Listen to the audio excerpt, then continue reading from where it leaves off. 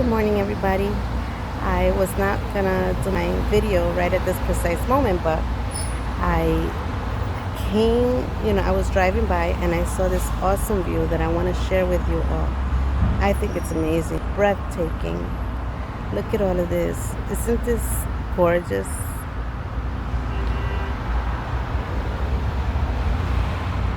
Regardless of the noise and the hustle and bustle, everybody's trying to get to work and doing their thing, but then you stop and you see this kind of thing.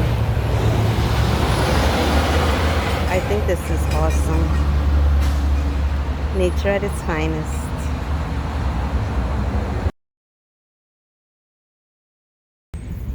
Wasn't that amazing? I think it was even better in person, but I don't know, my breath was taken away. I literally had to pull over and stop to take the picture because I couldn't. I loved it. The morning haze, the sunshine, the sun's still on its way up, and the grass, it was so quiet and so peaceful. It was just absolutely beautiful. Nature at its finest, but I was telling you, it's so nice to be home. And, home is our oasis. Home is our, haven. Even when we're on long trips, on vacations and stuff, and we may go to some absolutely gorgeous places, but we all long to be home. Home is where the heart is, right? That's what they say. It's, so nice to come home and just be in our space. Be in, the one place that we can make our own, the one place that no judgment, it's just yours, plain and simple. You live there alone, you live there with your family, you may live there with friends, whoever you're with. I hope they are people that you are happy with and people that you can be comfortable with and you can be yourself with.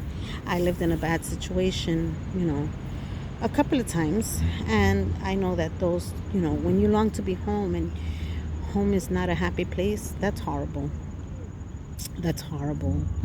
I remember during some of those times, just being in my car and hiding out because the situation was just not nice, and I longed to be home, but I couldn't because I could go home, but it just wasn't what it's supposed to be. Home is supposed to be your refuge. And this is why we take such good care of our homes. As Marie Kondo says, keep anything that makes you happy, that brings you peace, that brings you joy. It is, one of the keys to living comfortably and living happily. We find peace and joy and we're good. Whatever happens in the world, we're good as long as we have comfort in our home and in our place. You see me sweating, right? The sun. Not only that, but I just finished doing a little bit of walking. I totally did not come prepared for this. Today is a day that is happening in a different way than I had planned. I had different plans for today, but it's okay. It's a good day anyway. I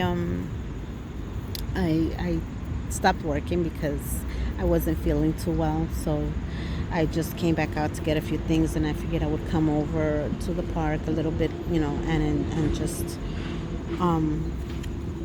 share with you all a little bit. I have all these bugs crawling me. I'm sitting on the grass. I'm just feeling the earth beneath me, grounding myself. I was doing a little bit of stretches and just enjoying the air because today it is beautiful out here. Today we have a nice little breeze, and it's not too hot. I'm feeling hot only because I'm literally sitting in the sun, so I'm just baking a little bit, that's all. Getting my vitamin D. We all need that. It's a crucial vitamin for us because it gives us so much energy, and it's just good for us. It brings up our defenses and everything. So I remember there was a time that I used to make a lot of home products, just a lot of DIYs, because I decided a long time ago to take a lot of the chemicals out of my home, without being overzealous. I did try. I joined a wellness company and I started purchasing their stuff, and I do enjoy it. I do enjoy their stuff. I also, with the DIYs, I did everything. I did shampoos, I did conditioners, I did face creams, I did face washes, I did body wash, I did, what didn't I do? What didn't I do? I don't know what I didn't do. I didn't do candles because it's a little more time consuming. I did just about everything that I could think of that was comfortable enough, that wasn't too time consuming. I had been dying to make soap, like soap bars, because I think they look absolutely amazing. Some of those homemade soap bars are gorgeous, but I didn't do it because I didn't want to purchase lye. I didn't want to have lye in my house, so I never did, even though that was one of the things that I had always longed to do and just never was able to because of that. But even home cooked meals, that home cooking is a big thing in my house for me.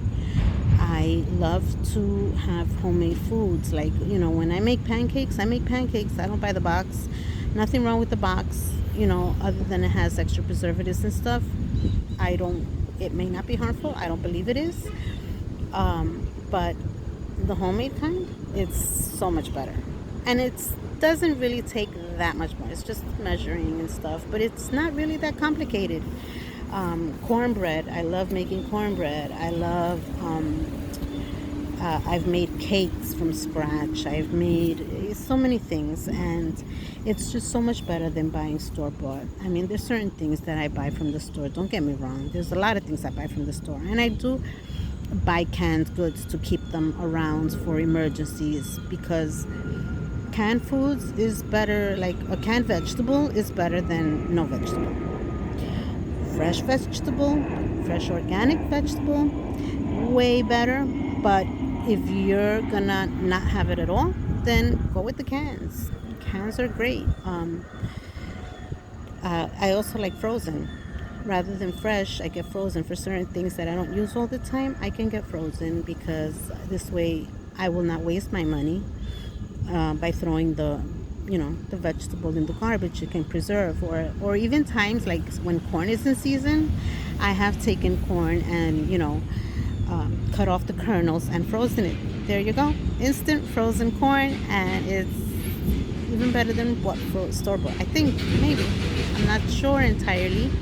I'm guessing, because anything that is done in a company, in a manufacturing company, goes through certain things, and they have certain processes and certain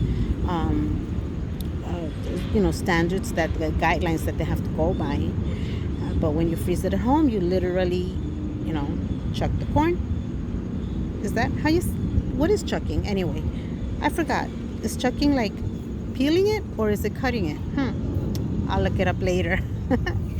But yeah, I would cut off all the kernels and just put it in a Ziploc bag and freeze it, or in some kind of container if I have any containers that I don't mind putting in the freezer. I like to keep glass containers. I try to limit all my plastics at home. Not that I don't have them, but I try to limit them, and I much prefer the glass containers. I believe they clean better. Even when you get like spaghetti sauce and all of that, it just cleans so much better, and it's so much nicer. I understand certain people, may prefer plastic. Like, I know my mother, for one, likes having lighter things because she's older, and she says certain things are too heavy, or they're, like, just even to store. But if you can, glass is a lot better than plastic for storing your things. There's, no right or wrong way. It's just whatever works for you. My mother's case, she prefers the plastic ones, so she uses the plastic ones. In my case, I much prefer the glass containers, and this is what I use. Just like I was introduced a few years back to cast iron, and I absolutely love cooking in my cast iron. I wish I had I've heard stories about people who have cast irons for generations. I wish I had like my grandmother's or my great grandmother's cast iron. Think that so much love has gone into that particular pan, and so many meals cooked with so much love. I think it just makes your food taste better. No science to it. It's just a feeling. And I love my cast iron, and I love cooking in it, and it's my go-to. My kids are in and out about it. Like sometimes they like it, sometimes they don't. But it is what I like, so that is what I use. And yes, home cooked meals. You share that meal with your family. That's awesome. You share not only the meal but the love. The love that goes into the food, and then the love that is in eating it. In my household, I was raised this way. You have dinner with the family. You always do. You sit down, you have dinner with the family, you talk. And I did bring that into my family when I had my kids. My ex-husband and I, at that time my husband, my kid's father, we would sit down to meals, and with the kids, and whether they could eat or not, they were there with the meal, and even if it was like feed them, then I would eat, and then they would just suck on a rib bone or something, but it was a family thing. I love having family meals, and now I am able to share that with my granddaughter. And let me tell you that even though she is only 2 years old, she expects, once I'm serving the meal, she expects us to sit down with her. If we don't sit down with her, she's not happy. So there is something to say about the family meal, that even a 2-year-old can understand that, hey, like, where is everybody? Why are you not all eating with me? What's going on? It's like she is able to enjoy that. And what's better than that? To know that your grandchild, is also loving being able to partake with the family meal. And, we talk to her and she answers us, and we guess some of the words she knows, some of the words we guess, and we just continue. We have conversations, They don't have to be intellectual conversations. It just has to be conversation. You just have to be able to share. You share the meal, you share the time, you share conversation. It is a beautiful thing. It is a beautiful thing. And, to be able to share that time with your family, it is awesome. So I will tell you, my home is not the tidiest place, according to me. A lot of people come to my house like, oh, your house is so neat. And I'm like, where?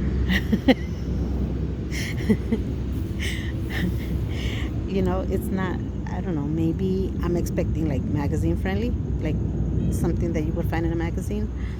My house is, I guess the proper word would be like orderly.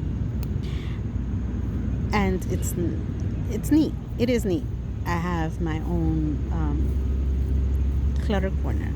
So I guess the rest would be considered neat. I live in my home. I cherish it. And yes, I do try to keep it clutter free. I try to keep it as neat as possible. But, without going overboard. I have tried Marie Kondo's suggestion, not in her way. I have not taken out everything out of my drawers and out of my closets to put it in my bed, because I think I would be overwhelmed. But, I have done actually, when COVID started, I did do drawer by drawer.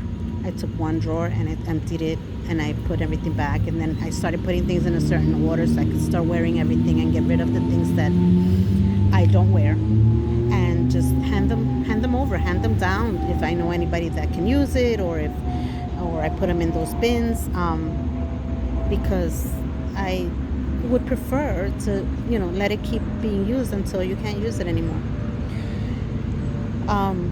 And that is because our home is our haven. We should keep it feeling that way. You don't have to have a magazine, picture style home, but it has to be comfortable enough for you to be able to get home and be able to enjoy your time at home, and not think, oh my goodness, it's such a mess, or it's such clutter, or I can't move here, and everything is in the way. We want to live in peace. We want to live in peace. We want to be able to just walk around and enjoy our home. So maybe that's a goal.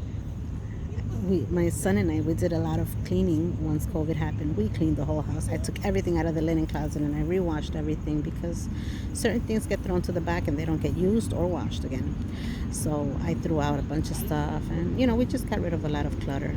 It was the time to do it. We were home. We were both home, and there was really nothing much else to do. And rather than be bored, hey, why not organize your home? And we have remodeled, and we redid the living room. The kitchen was remodeled, and we made a lot of changes, and I'm very happy with all the changes. So I know I've been told that I might be crazy because I got a white sofa, but I got my IKEA white sofa and I absolutely love it, even though I have a 2-year-old at home. I take the covers off, I wash them, everything stays nice and clean. It works. It works for me, and since I can always change the covers, that's the wonder about IKEA. I can always change the covers. I can buy a different cover, and just either I buy new white ones or I can buy another color. Either way, I'm just happy that I'm able to wash it, because you sit there, you stain it, you dirty it. That was why I wanted that type of sofa, because I was able to keep it clean, at least cleaner than you normally can. And so what if my 2-year-old writes with it, writes on it with pen? As long as it's not permanent marker, I'm good. And even with permanent marker, I've been okay. I haven't had any problems. But like I said, you make your home your haven in whatever way you wish and you like.